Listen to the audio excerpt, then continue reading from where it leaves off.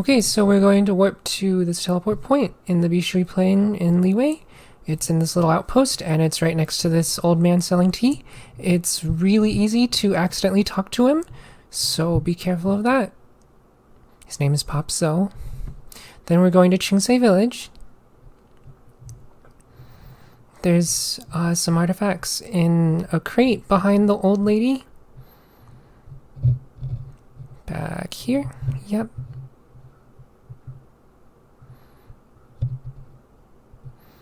Then we're going to jump off this ledge and glide down.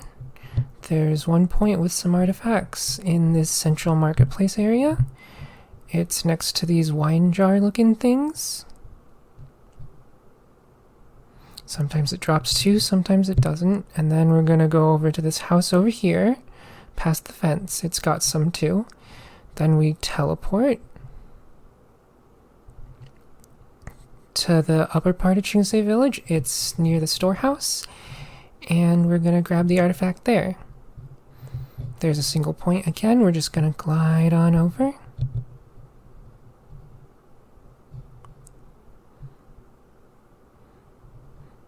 Looking at Beto's butt there for a second.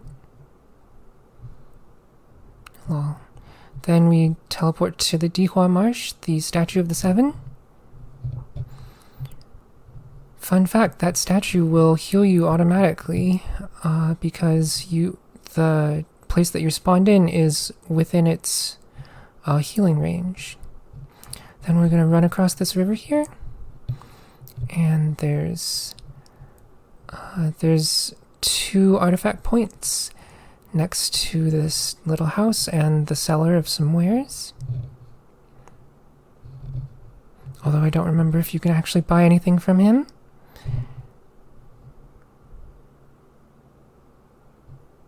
Then we're going to Salterra. We have to swim across this place, and there's not much to say here, but there are 3 artifact points. Sometimes they will drop multiple artifacts, which is really nice. There's not a whole lot to say here, except that swimming is indeed the fastest way. Running around is much slower, though only by a few seconds. But if you're a speedrunner, then those few seconds can matter. Then we're going over here to Mount Aotang, and we're going to jump off of the little cliff right here and glide down. Once we regain control, there we go. Into the Hongguang Stone Forest. Again, there's one next to these wine jar looking things underneath this roof here. It is also next to a campfire, so it's a little easy to accidentally press the wrong button, but luckily the fire does not stay lit, so you can't actually open the cooking menu. Then there's one on those boxes there, and we're going to run across this bridge, fall down here, or you can just jump off the top. Then we're just going to glide on over.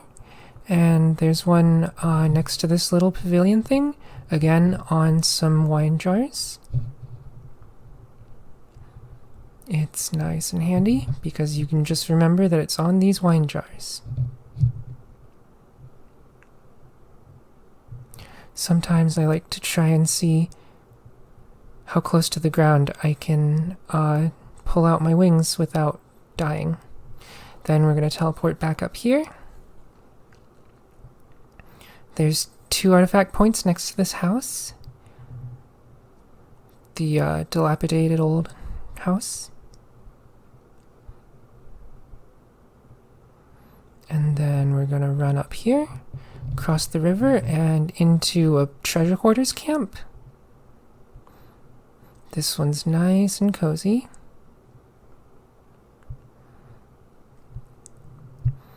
There's a single artifact point. It is a little bit out of the way, but I like to get it because it has a high chance of spawning a 2-star artifact instead of a 1-star artifact. Then we're going to teleport here. I set up a temporary waypoint in Juyin Karst. I usually just replace it every week because it's a little faster. There's 2 on these in the camps of this other treasure hoarder camp. Then we're going to teleport down here to the actual regular teleport point. And there's some on these boxes next to these two gentlemen. We're going to grab them. First, there's the one on these boxes. Then we're going to walk past these tables that are easy to get caught on. Grab those on that lunchbox, and then this other crate. It's also easy to get stuck underneath the roof, but on top of the crate there. Then we're going to run past this hilichurl, past these rocks. Sometimes slime spawn there if you get too close to the rocks. And then in this hilichurl camp next to these wine jars, we're going to grab another artifact, and then we're going to go down here to Tianchu Valley. It's a bit of a trek, but there's several artifact points, so in my opinion it's worth it. We're going to run up here. Look at Beto go! Dang, she got a nice booty. Normally there's boars there, but sometimes they don't spawn, or sometimes they despawn if it starts raining. There's one next to this hilichurl here. Sometimes it spawns two, sometimes it only spawns one artifact. Then we're going to run over here, avoid that hilichurl camp. And in these ruins there's another one. Sometimes this one spawns one, sometimes it only spawns two. Then up to this final digging hilichurl next to these ruins, we're going to grab these. Then we're going to go up to this little valley area, teleport. We're going to glide on over here. Again, this one is a little bit out of the way, but it's got several artifacts, so it's generally worth it. IMO. I really like Beto's hairpiece. It's very pretty. It is a bit of a long stretch, so it is very easy to run out of stamina while sprinting all the way over here. But there's a hilichurl digging among a wrecked wagon. And then we're going to run over to this specific barrel right underneath it. Grab that. And then we ignore the barrel on the left and the wagon on the right, and there's another barrel further ahead that has some artifacts. Then we're going to teleport up here, and there is a treasure hoarder camp that has 2 artifact points, and they typically spawn several artifacts, which is quite handy. Oh, excuse me, it has 3 artifact points. The first is next to this sleeping knife throwing guy on this bag in the top tent up here. Then we're going to run down. There's another one on this bag, and then there's another one on this little post here. Then we're going to run over here. There's one next to these wagons in the water. It's very handy, but if you have a tall character, it can be easy to get stuck underneath them or accidentally climb on top of the wagon. So just something to watch out for. Then we're going to teleport down here to Minlin and Liwei. There's one in this abandoned wagon over here next to the Geovishap hatchling. Sometimes this one spawns multiple, and sometimes it only spawns one artifact. Then we're going to run all the way over here, and there's a tiny little abandoned village-like area. Just going to run over here. You can also pick up goodies on the way, like a sweet flower. There are also boars here, and sometimes they will charge you, and the hitbox is a little strange sometimes. So sometimes it looks like they didn't hit you, but they will. So there's one on that crate. Then we're going to run over here to the little seaside area, and we're going to grab the one in this boat here. Then we're going to dash off of these rocks, and you can actually make this jump. It's pretty easy. Although it's a lot easier with a taller character, you can just jump from that rock and onto the docks instead of having to swim, which is a lot slower. Then we're going to climb up here, and there's a little hidden alcove area here that has respawning artifacts just through here in this little stone area. There's 1, 2, 3, 4, 5 artifact spawn points. Fun fact, this area is one of the few that respawns every 12 hours instead of 24 hours, which is quite handy. Then we're going to go to the Frost Mountain here. We're going to go here. It's actually the area underneath where you fight the cryo-hypostasis. But since that area is blocked off and you can't get in from above, we have to dash around. And there's some slimes that spawn in next to those star glitter, and there's 3 points here. It's generally worth it because it's very likely for those to spawn a 2-star artifact. Then we're going to teleport to this other part of the mountain, dive into this hole here, and glide on over.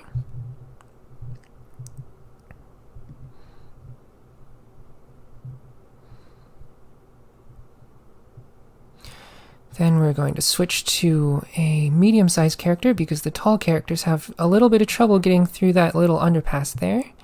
There's 2 on the bookshelf there and 2 on the bookshelf over here. Now we're going to go over to the Violet Court in Inazuma. And we're just going to climb these rocks here. And there's 3 artifact points. They are on these jar-looking things. An interesting note is that these jars have strange collision and it's very easy to get stuck and slide on them. Then there's one over here, further south, and then we're going to hop on over here, and there's one on this other side of the cliff. There's a jar. It's usually a little bit easier for me to glide on over instead of having to sprint and climb. Then we're going to teleport over to the fire hypostasis. I almost called it the Pyro hypostasis, haha. No, it is the Pyro hypostasis. Now that I think about it, it would probably be a lot easier to fight in the rain, wouldn't it? Anyway, we're gonna run north here. It's just next to the big ol' hilichurl. The Thunder Lava Trail, I think it's called. And we're just gonna sprint over here, and it's next to those boxes up ahead. Yep. It is a little bit out of the way, but because it sometimes spawns multiple artifacts from a single point, I find it worth it. Then we're going to come down here to Tarasuna. Next to the statue, there's an area where you can go. And I usually grab it just because it's on the way, but since it is a single artifact point that always spawns 1 artifact, it's on this barrel over here next to these crates. It's pretty easy, you don't have to do that. And then over next to this waypoint, next to the electro cannon thingy that we use in the Tatarasuna, there are 3 on these crates and barrels. That one's pretty easy. Then we're going to go to the top of the Tatarasuna and dive into the Mikage furnace from above. Now we're not diving into the actual furnace, we're diving into the houses up on the top level, because there are some areas with some artifacts. Now the ones that I don't get typically have food items in them, but some of them also have ore that you can grab. So there's one on this box next to the house, then we run over here, and this box next to the rightmost house, there is a Pyro Abyss Mage, and he can hit you, but it's usually not a problem. And now we're going to drop off of the house and over here to this lower level and grab this one on this box. I'm moving in a specific way so that I don't spawn more enemies, which can just be annoying. And then those crates with the ore inside of them, they spawn ore, and sometimes they will spawn a crystal ore if you're very lucky. Then we go over here, we're going to dive off that ledge, and then grab these boxes next to this house on this lower level, and in here, and that is the final one in the Tatarasuna. Then we're going to warp on over to the Sangonomiya area, in the easternmost warp point. There is one just over behind the warp point. Not quite behind this tree. No, that's a researcher's notes. No, it's just up ahead underneath that wagon. I'm gonna run over here and grab these. Yep. Then we're gonna go over to the Seirai region. Let's see, there's one over here next to the fort. It is just underneath this canopy in this little tent camp area. There's several. However, this last point only spawns a bit of food. So there's only 3 in this area. Then we're going to warp over to the Koseki village. There's actually a point on the path. There are 2 artifact points on the path going toward the Neko shrine. They're on a little box here. And we're just going to glide over. And you do want to be careful because it can be easy to aggro the enemies, just like I did. Of course, it's usually not lethal, but it can still be a little annoying. Then we're going to head over to the Koseki village for real this time. And there are multiple artifact points up here. There's only 1 artifact point on this house, but in the houses in the village there are several. The other ones that I didn't get contain typically food. We're going to skip the 2nd level, go down to the lowest level, and there's one on this box, and then we're going to go further down, and next to these berry bushes there's another artifact. Then we're going to go back up to the 2nd house, which is where the light up puzzle tiles are. And there are several, and there are also 2 underneath the house, which is why I choose to do it last, because I don't want to have to climb back up again. I can just teleport away. I'm going to grab all these. There are some behind the house, and then we're going to drop into this hole, and there are 2. The other 2 points contain iron ore and food. So these crates are the ones that you want to get. Those 2 are not. And then finally, there is a set of artifact points at the Neko shrine itself. We're just going to dash behind the shrine here. It is in a little cubby hole next to the tree.